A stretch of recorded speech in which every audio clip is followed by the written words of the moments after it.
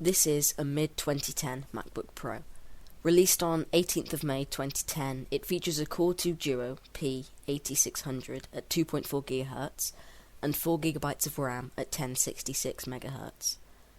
I found this second-hand and broken.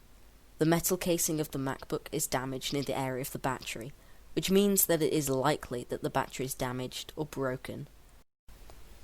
As you can see here, the metal case has been damaged.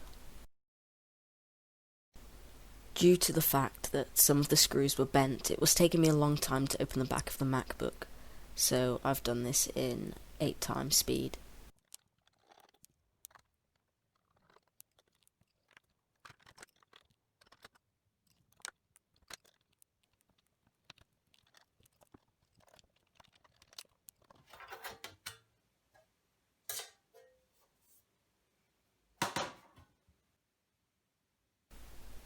As you can see at the top right, there's a 5400 revolution per minute hard drive.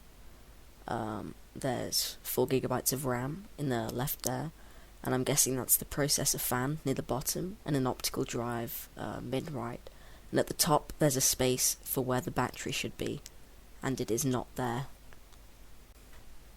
Here is the RAM of the MacBook, and it's 4 gigs in total, 2GB sticks, and each stick of RAM has modules of memory on either side. 16 modules in total, which means that the modules are 128 megabytes each. Putting the RAM in is as easy as taking it out. It's a bit like desktop RAM, but it's in a different position.